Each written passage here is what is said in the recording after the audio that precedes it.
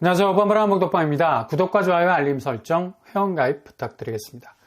역시 닮은 꼴을 넘어서서 이건 완전히 거의 똑같다고 말해도 될 정도죠. 또 상황이 비슷하게 돌아가는 것뿐만 아니라 그 상황에 대처하는 수요의 반응도 그냥 나는 자연인이다. 온 사방 모든 채널에서 제방, 3방, 4방, 5방까지 나오는 것처럼 완전히 똑같이 재현이 되고 있다는 얘기입니다. 바로 중국 부동산 상황을 말하고 있습니다. 지금 중국은 가장 리스크가 큰 자산 가치로 부동산을 모두가 다 지목을 할 정도로 벼랑 끝에 몰렸죠. 그래서 대체로 모든 자산 가치가 한국처럼 비정상적인 밸런스 게임을 하다 보니까 이거 중국도 지금 엄청난 자금난에 봉착하면서 모든 건설사들이 아파트 짓다가 그냥 덩그러니 흉물스러운 모습 그대로 남겨져 있는 것을 볼 수가 있는데, 이렇게 자칫 신축 아파트 찝었다가 골로 가는 경우는 아파트 입주 자체가 불가한 곳들이 중간에 업체 자체가 자금 압박을 견디지 못하니까 넘어져 버리게 되는 거죠.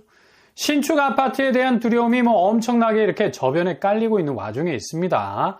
게다가 아파트 값도 거의 벌목 현장에서 전기톱으로 윙 하고 넘기는 수준인데 그냥 엄청나게 집값이 지금 넘어가고 있는 상황이에요. 자칫 신축 아파트 여기도 분양가 장난 아니게 우리 한국도 오르는 추세로 가고 있어서 대체로 주변 시세, 그러니까 구축이 날아가는 분위기 속에서 입주도 제대로 하지 못할 만큼의 자금난을 겪게 되니 당연히 중국의 부동산 수요도 신축은 절대로 손절, 대부분 구축으로 몰려가는 추세를 보이고 있는데, 이게 자연스러운 게 바로 중국 전체 집값이 부동산 위기로 인해서 계속해서 아래로 떨어지고 있기 때문입니다. 그래서 위험한 신축은 가격 면에서 엄청난 부담을 느낀 탓에 대부분 구축이 떨어질 때까지, 그러니까 수요가 적전선이라고 생각하는 하한선까지 내리꽂힐 때까지 기다렸었습니다. 근데 이제 본격적인 하락이 시작이 되면서 구축 시장 쪽으로 방향 전환이 중국도 시작이 됐는데, 이거 미국까지 갈 것도 없어. 중국은 아파트도 많이 짓고 있기 때문에 한국하고 좀 비슷한 주택 구조 가지고 있습니다. 거의 한국 아파트 시장하고 똑같다고 보면 되는 건데요. 선제적인 지표로서 그대로 앞으로 한국 부동산 시장이 어떻게 전개가 될지 중국 시장만 들여다보면 답이 딱 나와요. 중국은 이미 공영기업 같은 헝다, 비구이위안 등등이 청산명령이라는 판결을 받고 거의 작은 부분에서 공적 자금이 투입되지도 못한 상황에서 그냥 서서히 기울어져 가고 있는 상황이라 딱히 중국 정부에서 손을 적극적으로 댈 생각이 전혀 없는 분위기죠. 게다가 국채 매입을 과도하게 한 중국 지방은행들 파산 경고 등 바짝 들어와 있습니다. 금융권 위기죠. 뗄래야 뗄 수 없는 부동산 경기 악화로 국채에 올인한 은행들 거의 넘어지기 일보 직전인데, 오늘도 역시 이런 급보가 들어왔고요. 그러니 당연히 이외의 건설업체들이 짓고 있는 아파트 경기도 같은 하락세로 접어들고 있다는 건데, 이거 한국하고 너무 비슷한 그림을 보여주고 있다는 거죠. 그래서 지금 한국 부동산에서 구축 시장의 매매 거래가 굉장히 중요한 게, 이제는 한국도 더 이상 분양가가 미친 듯이 올라가는 시점에선 수요가 감당할 수 있는 가격대가 아니야. 아니 무슨 분양가 입주자 모집 공고 보다가 뒤로 뒷목 잡고 넘어지게 생겼는데, 이건 칼만 안 들었지 완전히 날강도 같다는 느낌도 받을 때도 있고요. 직전 같은 동네인데 가격이 1억 차이가 벌어지기 시작하니까 이거 어떻게 감당하냐고. 마트 가서 똑같은 품목 가격대가 2, 3천 원만 올라도 심장이 뛰는 판에 자고 일어나니까 같은 신축 아파트 같은 동네인데도 1억씩 밟고 올라가는데, 아니 무슨 가격대가 페라리 포르쉐급이야. 그러니 중국에서도 구축 거래량은 본격적인 집값 하락세를 맞으면서 전체 거래의 75% 정도, 그리고 86%까지 나오는 도시도 있다는 얘기가 들리고 있죠. 이런 양상은 불과 1년 전만 해도 중국 30개 주요 도시에서 신축이 구축보다 압도적으로 거래가 많이 되는 상황이었습니다. 지금 한국하고 비슷한 어떤 분위기 흘리고 있는데요. 완전히 뒤집어 엎어버리는 또 결과를 낸 거죠. 구축이 완전히 신축 거래량을 압도하고 있습니다. 당연히 주변 집값 추세가 떨어지니까 미쳤다고 가격을 고점에 물고 있는, 게다가 이게 자금난으로 중간에 폭삭하고 사업 자체가 무너질 수 있는 위험을 안고 있는 신축을 왜 거래하겠습니까? 국내 총 생산의 4분의 1을 차지하는 중국 부동산. 이것도 어떻게 한국하고 똑같은지. 한국은 더하죠. 중국보다 거의 8할에 이르니까. 그렇게 선분양해서 자금 몰아서 팽팽 돌리고 돌려서 부동산 전체 경기 부양을 엄청나게 빡세게 했었는데 완전히 지금 나락가고 있잖아.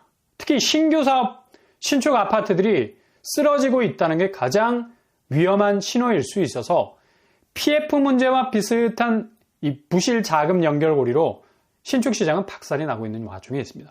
우리도 똑같이 진행되고 있죠. 그래서 지금 신축 분양 아파트 굳이 들여다보고 여기에 올인할 이유가 전혀 없는 겁니다. 지금 공급 물량 부족해서 엄청난 집값 상승세가 올 거라고 겁을 주는 것도 어디 구축에 기반해서 하는 얘기들 아니잖아. 죄다 100% 신축 얘기. 근데 중국 선제지표 들여다보면 신축은 거의 박살이 나고 있는 수준이라서 절대로 수요가 리스크가 많은 신축 시장에 발을 들여놓지 못하는 것처럼 우리나라 신축 수요도 무순히 선착순으로 이어지다가 악성 미분양으로 돌아서는 아파트들이 요즘에 부지기수라는 것도 똑같은 양상으로 가는 것으로 보면 된다는 얘기입니다. 왜 언론에서 중국 부동산 얘기를 자주 안 하는지 아쉽죠? 그냥 바로바로 부동산에서 일어나는 실제 임팩트는 중국의 상황이 그대로 우리에게로 전이가 되는 건데 이게 제대로 전해지지 않으니까 지금 한국 부동산 시장이 되게 오판할 수 있는 잘못된 데이터들이 많이 돌아다니는 건데 실제로 중국은 구축이 6% 가까이 빠지고 있고 이건 중국 기준치라 그런 건데 2005년 정도의 기록이 시작된 이래로 가장 큰 폭으로 빠진다는 점입니다. 그리고 신축은 이에 비해서 2.7% 딸랑 빠졌다는 거. 우리는 신축은 계속 오르는 추세로 가는 것도 중국과는 달리 리스크가 더 커질 수 있다는 거고 구축은 확실하게 거의 반토막 수준으로 갈 수밖에 없는 궤적 그리고 있다는 얘기입니다. 그러니 너무 안달할 필요 없습니다. 중국의 부동산 시장 거의 국가 파산이라는 위기를 겪을 만큼 초기에 엄청나게 부동산 시장이 박살이 날 것 같은 위기가 왔었는데 이게 고스란히 당시를 견디고 인내했던 사람들의 틈새가 이제 조금씩 열리기 시작을 했다는 얘기죠. 결국 신축에 미친 듯한 고분양가 더 이상 받아줄 이유 없고 구축 시장에서의 매매를 잘만 기다리면 고스란히 중국의 모습은 우리의 부동산 결과값으로 부메랑처럼 돌아오게 된다는 얘기입니다. 그러니 최종적인 위너는 이미 중국 부동산 시장을 들여다봐도 누구인지를 알 수 있는 대목 아니겠습니까? 중국 다주택자들 지금 혼비백산 수준이죠. 전국에 쫙 깔아놨던 집값들 그냥 허무하게 가격 저지선 무너지니까 서둘러 더 떨어지기 전에 팔자라는 그런 생각 때문에 엄청나게 후려치는 가격대로 구축 아파트들을 내놓고 있어서 그동안 그냥 기다려왔던 수요들은 땡큐 하면서 그 물건들을 비교하면서 선택적으로 받아주고 있는 건데 받아줘도 전혀 손해가 없는 우리로서는 2015년 수준의 집값 같은 체감도로 진행이 된다면 한국 부동산 시장에서의 무주택자들 입장에선 이것도 땡큐한 일일 수밖에 없는 겁니다.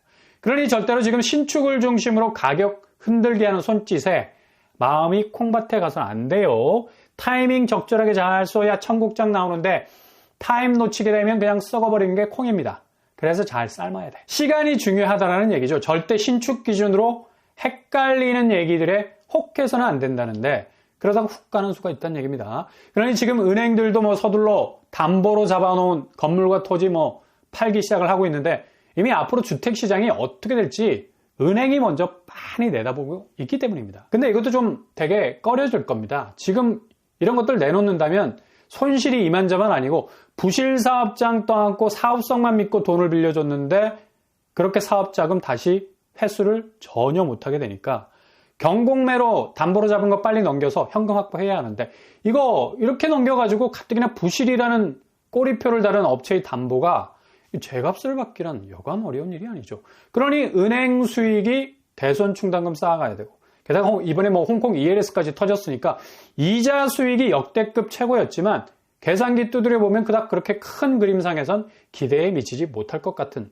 은행으로선 그런 암울한 그림자가 드리우고 있는 거죠. 그러니 그동안 엄청난 무리수를 둔 겁니다. 이른바 깡통 대출 급증하기 시작을 했고 5대 은행 무수익 여신이 무려 3조 원이 넘어. 와, 이거 굉장하지 않습니까? 전년 대비 26% 정도 증가 추세. 그냥 아무런 득이 되는 일을 하지 못한 무슨 은행이 선행을 한 거야? 수익을 제로. 농협은 깡통 대출이 무려 50%에 가깝게 증가를 했다는 건 거의 뭐 충격적이죠. 이건 그대로 은행 건전성에 치명타가 되고 이렇게 대출이 깡통만 차게 생겼다면 앞으로 자기 자본 비율 자체의 구멍이 그냥 핵구멍이 될 것 같은데 당연히 깡통 대출, 건설, 부동산 쪽이 파이가 제일 많을 수밖에 없는 거고요. 그러니 무리수를 두게 되면 불법 행위가 드러나는 바람에 당장 뭐 내일부터 영업정지를 당하는 곳이 등장하기도 하고요. 대구은행이 수익 확대 위해서 고객 1,500명 명의로 증권계좌를 개설. 아니 나도 모르게 내 이름으로 증권계좌가 오픈이 됐다는 건데 이거 말이 되냐고. 아무리 은행 수익 구조가 중요하다 하지만 고객 정보 빼내서 임의 계좌를 만든다는 거 중범죄 아닙니까? 3개월 영업 정지 조치. 어떻게 보면 좀 가벼운 처벌인 것 같고요. 내일부터 뭐 당장 떨어지게 생겼고요. 어디 뭐 대구은행 뿐입니까? 국민, 신한, 하나, 우리, 농협 등등 5대 은행들이 불법 외화 송금을 주도했는데 이렇게 불법적인 송금을 은행이 알아서 주도한 것도 이거 뭐 수수료 중간에서 챙길 수 있는 쏠쏠한 그런 방법인데 은행이 그냥 수익이 되는 거면 뭐 쌍끌이어선 끌었다는 얘기죠. 그래서 일부 영업점에 대해서 영업정지 때렸습니다. 당장 뭐 적용이 될 것 같은데요. 이렇게 은행이 궁지에 몰리게 되니까 고객의 명의 혹은 자금을 우회적으로 틀어서 자사의 수익을 위해서 이용하는 것도 지금 뭐 금융권 전반이 상당한 위기감에 몰려 있다는 걸 반증하고 있는 팩트죠. 당연히 이런 코너에 몰린 금융권의 분위기는 바로 초반에 언급해드린 중국 부동산의 분위기 그대로를 물고 있는 한국 집값의 현주소, 부동산 자산 시장이 와르르 지금 붕괴 일보 직전에 있기 때문입니다. 그러니 금융권의 움직임도 잘 살피시면서 한 푼이라도 은행에 돈 맡겼는데 ELS처럼 뭐 눈앞에서 내 돈 순삭되면 안 되겠죠. 잘 살피시라. 그리고 중국의 그림은 곧 한국 부동산의 그림이다. 신축은 아작이 날 가능성 높고 구축 시장에서의 기회가 저공비행하는 집값으로 여러분들에게 찾아오게 될 그날이 올 겁니다.